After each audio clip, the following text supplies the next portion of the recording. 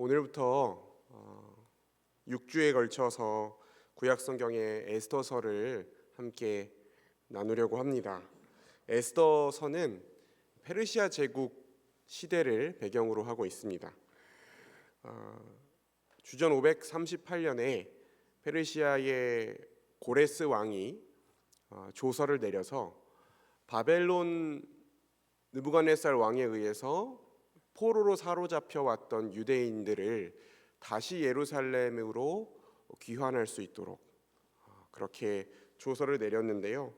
많은 유대인들이 예루살렘으로 귀환했지만 여전히 많은 유대인들이 그 페르시아 땅에 남아 있었습니다.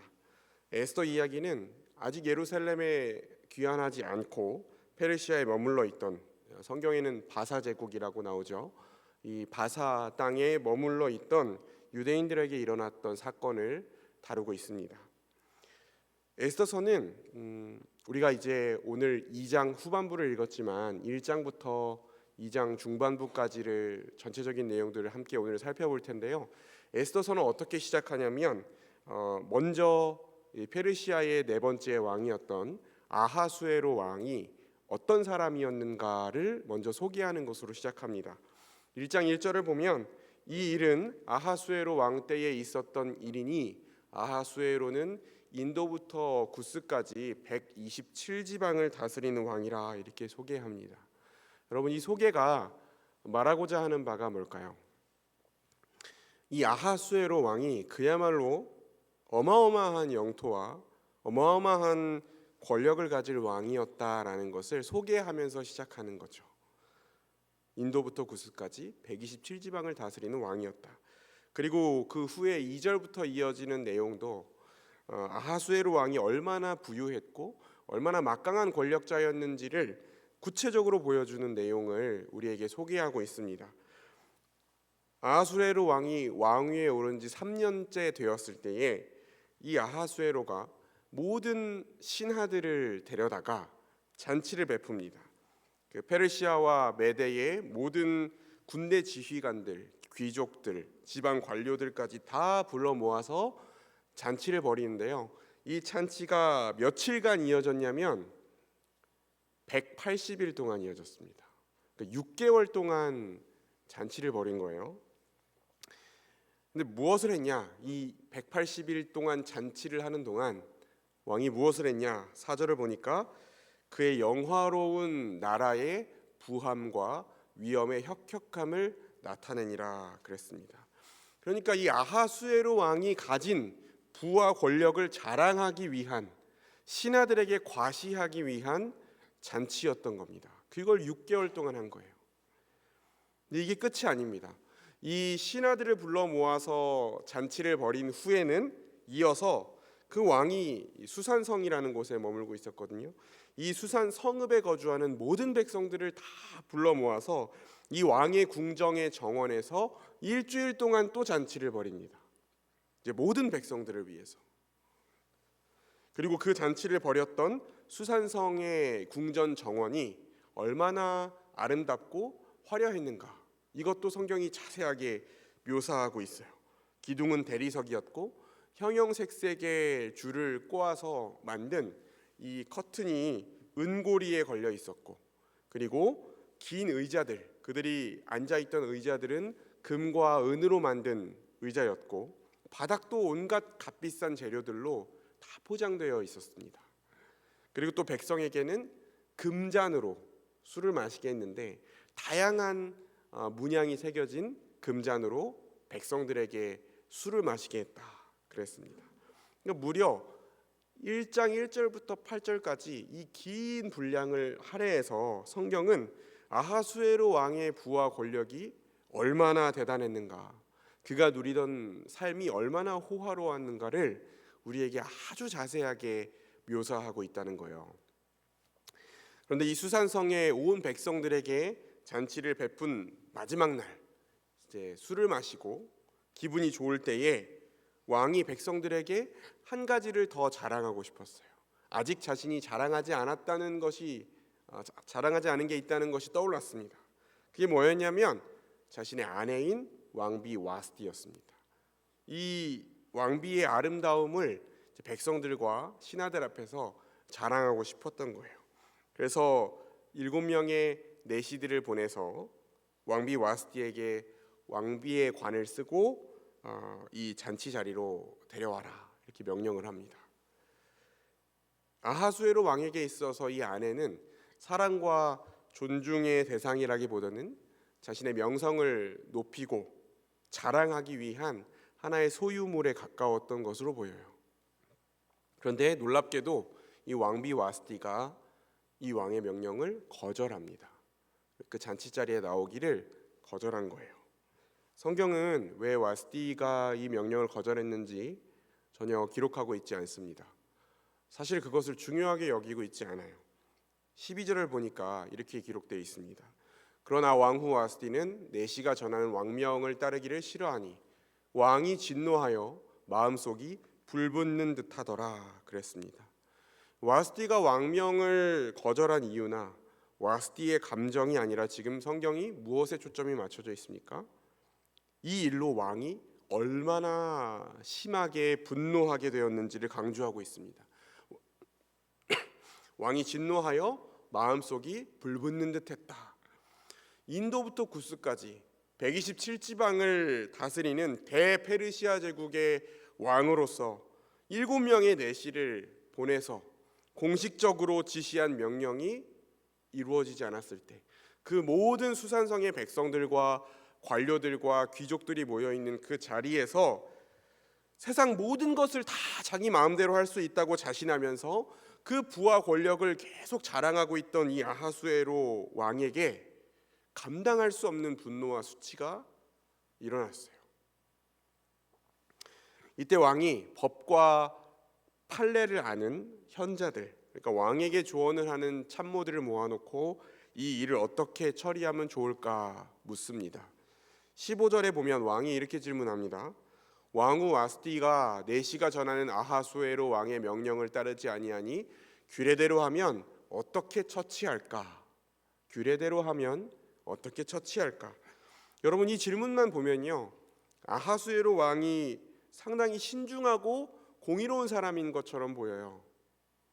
지금 분노가 치밀어 올라서 마음이 불붙는 것 같은 상황에서 감정적으로 개인적으로 이 일을 대처하는 것이 아니라 자신의 아내의 이름에도 불구하고 이 현자들, 지혜자들을 불러 모아놓고 묻잖아요. 규례대로 하면 어떻게 처치해야 되겠는가? 그렇게 묻습니다. 그런데 여러분 이어지는 내용을 보면 전혀 그렇지가 않아요. 여러분 상식적으로 생각해 봤을 때 여기에 대한 법과 규례가 있을까요? 왕이 잔치에 아내를 초대했을 때 그 왕비가 거절하면 어떻게 대처해야 되는가, 어떻게 처리해야 되는가에 대한 법률과 판례가 있을 리가 없죠. 여기다 대고 이 7명의 현자 중에 한 명, 무무간이라는 사람이 왕에게 제안을 하는데 이 답변의 내용이 기가 막힙니다.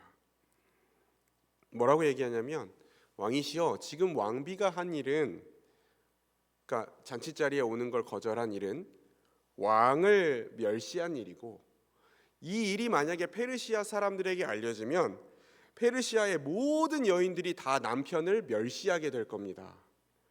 그래서 이 와스디가 한 일은 아하수에로 왕 한 명에게 잘못한 게 아니라 이 페르시아의 모든 관료들과 모든 백성들 앞에서 죄를 지은 겁니다 라고 주장합니다.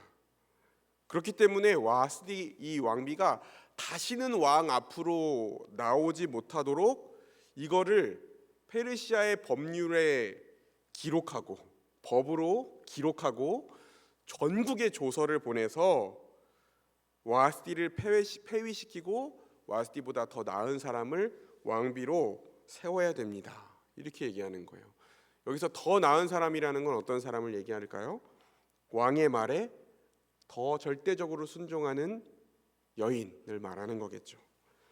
그렇게 하면 페르시아의 모든 여자들이 남편이 큰 자이든 작은 자이든 존귀하게 여길 것입니다. 이렇게 얘기하는 거예요. 주장하는 겁니다. 왕에게. 단지 술자리에, 이 잔치자리에 나오는 것을 거부한 이를 왕을 멸시한 일로 키우고 이 왕의 개인적인 일을 거의 국가 비상사태로 지금 확대해가지고 이거를 법으로 만들어서 온 국민에게 알리자라고 이 무무간이라는 사람이 지금 주장하는 거예요. 왕은 규례를 물었는데 말도 안 되는 상상력을 동원해서 이 일을 과장하고 너무나 극단적인 제안을 하는 것이죠. 그런데 21절을 보니까 놀랍게도 왕과 지방관들이 그 말을 옳게 여겼다 그랬습니다. 옳게 여겼다. 그리고 왕이 그 무무간의 말대로 행했다는 거예요. 여러분 이 말을 옳게 여겼다라는 말을 직역하면 왕과 관료들의 눈들의 보기에 좋았다 이런 거예요. 눈들의 보기에 좋았다. 그러니까 여러분 우리가 지난주까지 사사기를 살펴봤는데 사사기에 보면 이스라엘의 왕이 없으므로 사람이 자기 소견에 옳은 대로 행하였다라는 말이 계속 반복돼서 나타났잖아요. 같은 표현입니다. 소견에 옳은 대로 그들의 눈들이 보기에 좋았다. 그러니까 아하수에로 왕은요 엄청난 부와 권력을 소유하고 있었고 광대한 영토를 다스리는 황제였지만 공의와 사랑과 법대로 나라를 통치한 것이 아니라 자기 소견에 옳은 대로 자기 마음대로 자기 기분대로 판단하고 결정하고 권력을 휘두르고 있었어요. 여러분 내 기분이 상하는 일이 생겼을 때 내가 뜻한 것이 내 뜻대로 이루어지지 않았을 때 여러분은 어떤 기준으로 판단하고 결정하십니까? 그것보다 먼저 나 자신을 여러분을 가장 기분 좋게 만드는 일은 무엇이고 또 가장 화나게 만드는 일은 뭔지 한번 생각해 보세요. 내가 어떨 때 가장 기분이 좋고 어떨 때 가장 분노할까? 우리가 하루를 열심히 하루하루 살아가는데 오늘 내가 하루를 열심히 살아가면서 정말 내가 마음속으로 꼭 이루어지기를 소망하는 건 무엇인지, 또 내가 오랜만에 누군가를 만났을 때 그 사람에게 꼭 하고 싶은 나의 이야기는 무엇인지, 오늘 에스더 1장의 이 아하수에로의 이야기는요, 나의 관심이, 오늘 나의 모습이 이 아하수에로 왕의 모습과 같지 않은가 우리에게 돌아보게 합니다. 결국 우리가 우리 자신을 평가하거나 다른 사람을 평가할 때도 이 아하수에로가 과시하고 있는 기준들, 부와 권력과 자기가 이룬 것들, 그것이 기준이 되지 않는가라는 것이죠. 내가 어떤 학교를 졸업했고 내 직업은 무엇이고 내 월 수입은 얼마고 몇 평짜리 아파트에 살고 있고 내 자산은 어느 정도 되며 또 자녀들은 어떤 사회적 지위를 가지고 있고 어떤 차를 타고 있는가, 또 요즘 시대로 따지면 나는 몇 명의 팔로워를 가지고 몇 명의 구독자를 가지고 있는가, 우리 자신이나 다른 사람을 평가하는 기준을 이런 기준에 맞추어 놓고 이 기준에 나를 맞추기 위해서, 또 그 기준으로 나를 다른 사람들과 비교해서 더 나은 사람이 되기 위해서 결국 우리의 모든 관심과 열정과 노력을 쏟아붓고 있지는 않은가를 돌아보게 됩니다. 이 아하수에로의 모습을 보면서 우리가 사람들을 모아놓고 이야기할 수 있는 기회가 생길 때마다, 내 얘기를 할 수 있는 기회가 생길 때마다 나를 드러내고 자랑하는 일에 매진하고 있진 않은가. 대놓고 얘기하는 사람도 있고 은근히 얘기하는 사람도 있고, 신하들에게 180일 동안의 자신을 자랑하고도 모자라서 백성들을 다 모아놓고 일주일 동안 잔치를 더 벌였던 아하수에로처럼 내가 가진 것, 내가 이룬 것을 드러내고 자랑하는 것을 가장 즐거워하고 가장 기뻐하고, 그게 마음처럼 되지 않으면 실망하고 분노하고 수치스러워하고 있지 않은가를 돌아보게 되는 것이죠. 오늘 말씀을 준비하면서 생각해 보니까 저 자신도 마찬가지더라고요. 심지어 목사가 되어서도 하나님의 말씀을 연구하고 가르치고 교회를 섬기는 일에 모든 시간을 쏟아붓는, 그게 전체의 일과인 환경을 살아가면서도 뭔가 내가 사람들에게 드러낼 만한 자랑거리가 없을까? 내가 어디 가서 좀 더 나를 내세우려면, 사람들이 나를 좀 더 인정해 주려면 내가 뭘 준비해야 될까? 이런 생각을 할 때가 참 많은 것 같아요. 제가 지난 1월 18일에 올해부터 제가 이제 청년부를 담당하게 돼서 청년들과 함께 대동교회에서 이 청년 청소년 찬양 집회를 참석을 했습니다. 예배를 드리고 왔어요. 찬양도 너무 좋고 강사 목사님께서 전해주신 말씀도 너무 좋아서 은혜를 받았습니다. 근데 거기서 우리 교회에서도 자주 부르는 찬양, 손경민 목사님의 충만이라는 찬양을 여러 번 이렇게 불렀어요. 근데 그 찬양 첫 가사가 무명이어도 공허하지 않은 것은 예수 안에 난 만족함이라, 이런 가사로 시작합니다. 무명하여도 공허하지 않은 것은 예수 안에 난 만족함이라, 이렇게 시작하잖아요. 내가 사람들 앞에서 이름이 나지 않아도, 어디 가서 내가 인정받고 대접받지 않아도 내 안에 예수 그리스도께서 계시기 때문에, 나는 예수 그리스도 한 분으로 충만하기 때문에 공허하지 않다, 이런 고백으로 시작되는 찬양이었어요. 근데 이 찬양을 제가 그날 부르면서 이 고백이 안 되는 거예요.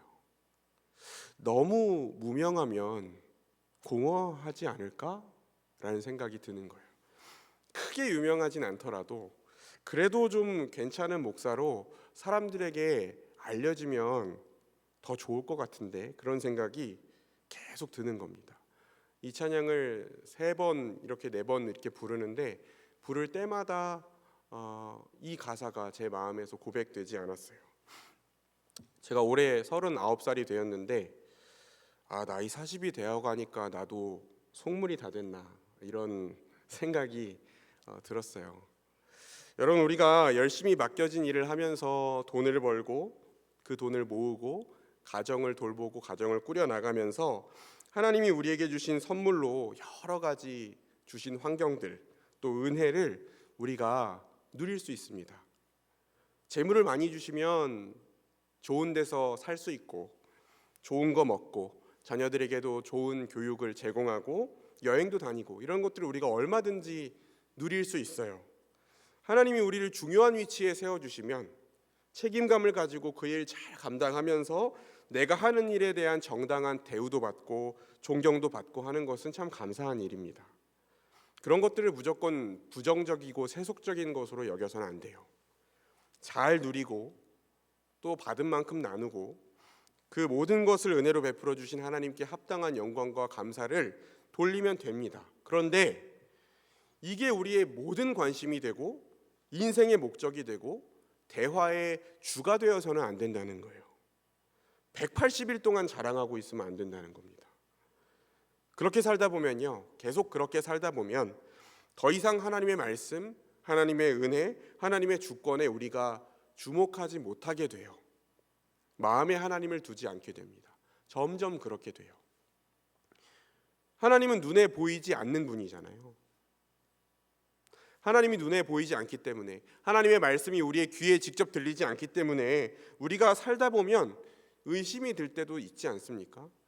우리가 신앙생활 잘 하면서 늘 예배하고 하나님 의식하며 살려고 발버둥 치다가도 우리가 너무 힘들고 어려운 일이 생기면 때로 하나님 어디 계세요? 하나님 지금 무슨 생각하고 계세요? 하나님 진짜 계세요? 우리가 의문이 들고 의심이 들 때가 문득 있잖아요. 하물며 우리가 평소의 일상 가운데 하나님의 말씀에 주목하지 않고 하나님의 주권을 인정하는 삶을 살아가지 않고 믿음의 눈을 들어서 하나님을 보려고 하는 모습이 없다면 갈수록 결국 눈에 보이는 사람과 눈에 보이는 돈과 눈에 보이는 힘에 집착하게 되고, 그것을 위해 살고 그것에서 위안을 얻고 그것을 자랑 삼아 의지하며 살아가게 되는 것이죠. 그리고 그 집착하는 것들을 잃어버리지 않기 위해서 결국에는 내 소견에 옳은 대로 판단하게 됩니다. 하나님의 말씀을 기준으로 판단하는 능력, 하나님의 통치의 원리인 공의와 사랑을 기준으로 판단하는 능력을 잃어버리는 거예요. 일부러 탐욕을 추구하는 게 아닙니다. 일부러 하나님의 뜻을 거슬러 살아가려고 하는 게 아니라 내가 늘 보고 듣고 생각하고 자랑하는 게 눈에 보이는 것들이면 모든 일에 그걸 기준으로 자연스럽게 판단하게 되는 거예요. 그렇게 변해가는 것입니다. 그리고 그렇게 탐욕을 쫓아 살아가는 사람들이 주변에서 우리에게 부추기는 말을 했을 때에 그 말이 합리적이라고 판단하게 되는 거예요. 그래, 이 말이 맞지.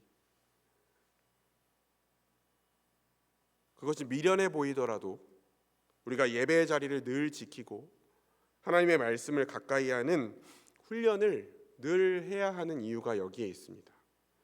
어떤 문제가 내 앞에 펼쳐졌을 때, 내 감정을 요동치게 하는 상황이 생겼을 때, 나를 불안하게 만들거나 나를 분노하게 만드는 일이 펼쳐졌을 때, 내 소견에 오른 대로 내 이익을 따라서 내 감정에 따라서 판단하거나 결정하지 않고 하나님의 말씀을 따라, 공의를 따라, 사랑을 따라, 성경적 원리를 따라 판단하고 결정하는 지혜를 그 순간 우리가 발휘하기 위해서는 하나님의 말씀에 사로잡힌 인생, 성령에 사로잡힌 인생으로 살아가기 위한 일상의 훈련이 반드시 필요한 것이죠.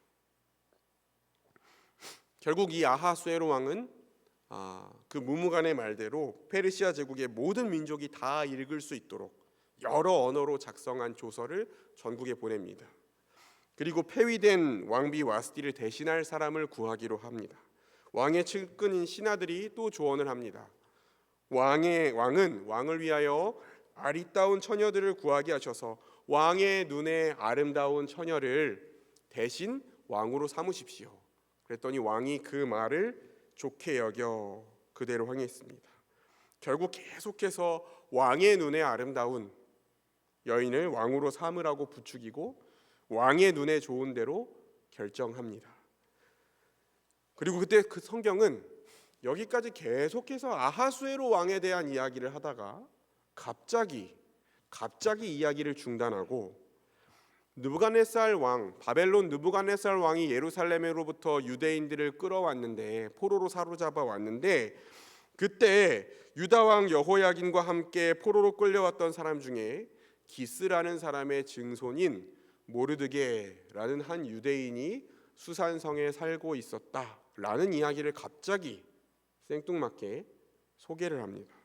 그리고 그 모르드게라는 사람은 부모를 잃은 삼촌의 딸 에스더를 자기 딸과 같이 키웠고, 이 에스더는 용모가 곱고 아리따운 처녀였다.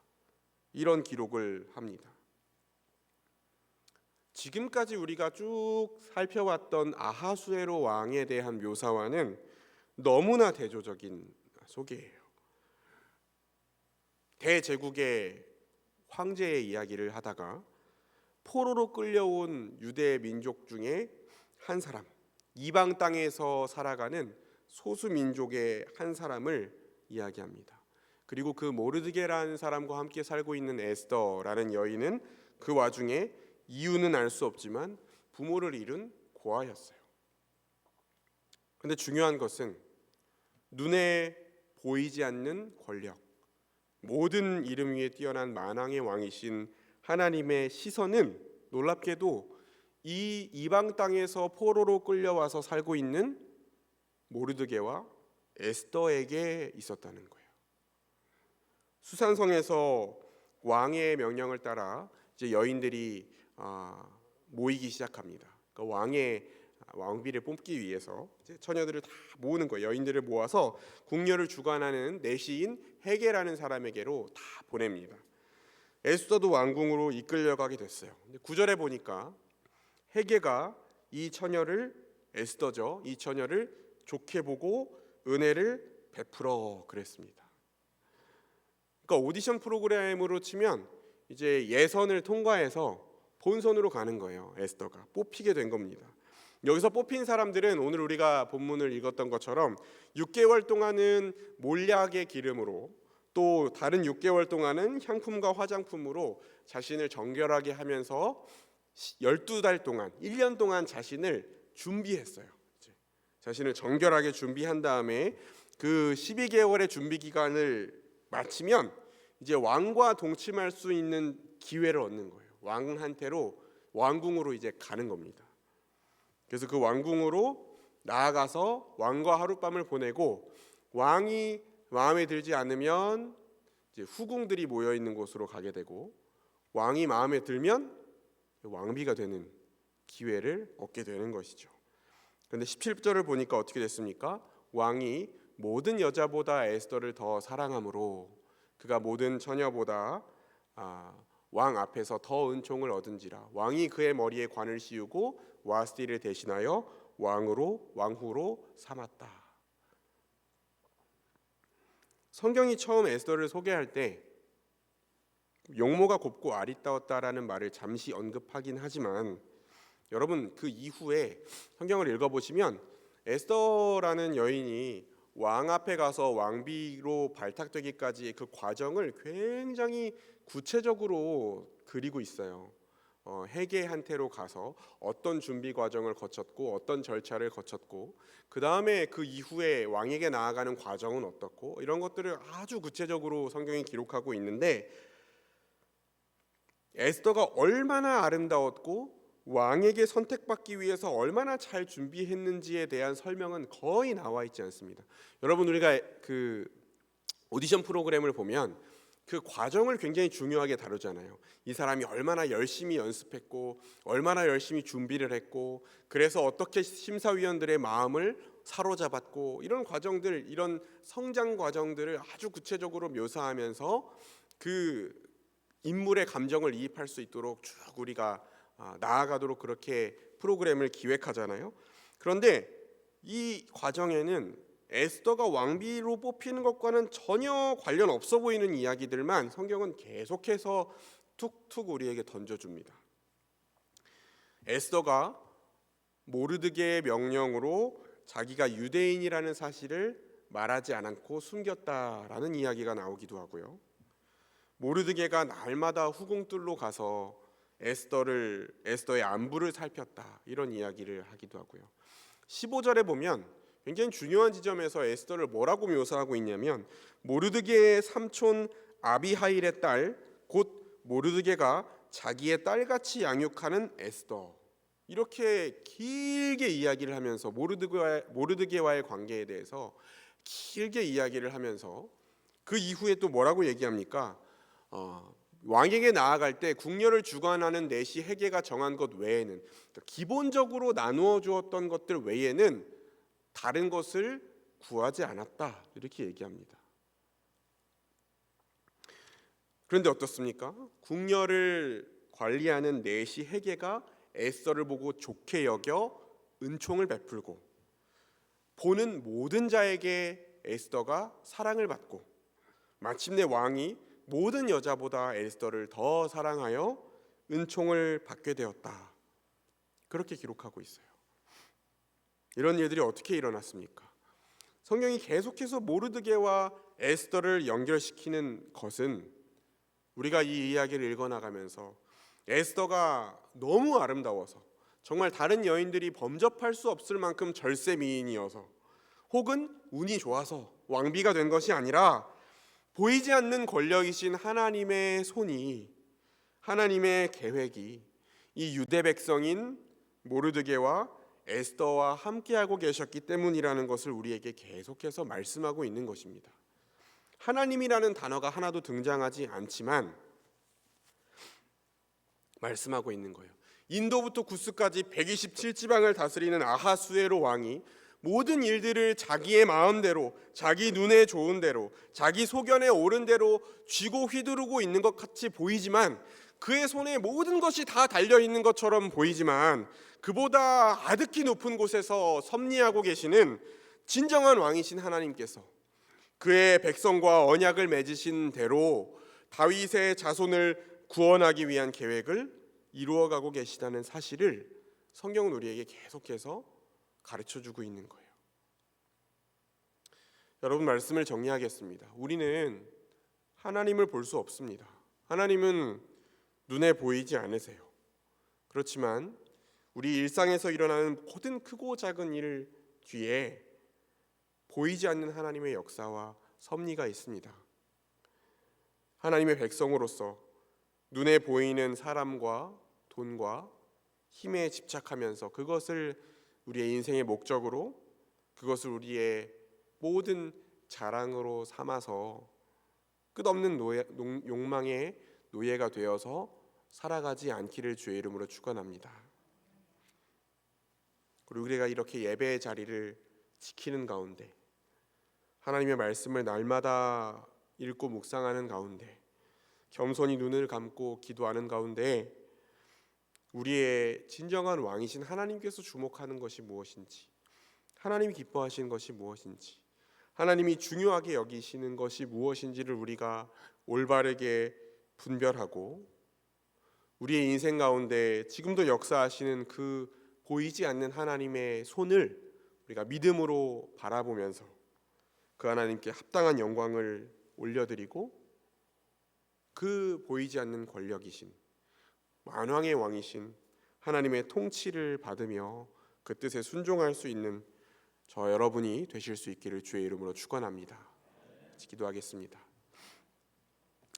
하나님 아버지, 인도부터 구스까지 127지방을 다스리는 아하수에로 왕이 가진 부와 권력과 같은 압도적인 눈에 보이는 힘 앞에 우리가 위축되고 엎드릴 때가 얼마나 많은지 모릅니다. 그리고 우리도 그런 것들을 취하고 누리고 자랑하며 그것을 우리의 힘과 의지 삼아 자랑 삼아 살아가고 싶은 마음이 우리를 지배할 때가 얼마나 많은지 모릅니다. 하나님, 그러나 이 시간 우리가 잠시 있다가 사라지는 것에 집착하지 않게 하시고, 만왕의 왕이신 하나님을 참된 왕으로 인정하며 그 하나님께서 우리의 삶 가운데 섭리하고 역사하시며 인도하신다는 사실을 믿음으로 바라볼 수 있도록 우리를 인도하여 주옵소서. 그리하여서 하나님을 두려워하게 하시고 하나님의 말씀을 기준 삼아 살아가게 하시며, 자기 소견에 오른 대로 내 감정대로 판단하고 결정하는 것이 아닌 하나님의 말씀을 기준으로 판단하고 결정하여 하나님의 통치를 받으며 하나님과 동행할 수 있도록 은혜 베풀어 주옵소서. 예수님 거룩하신 이름으로 기도합니다. 아멘.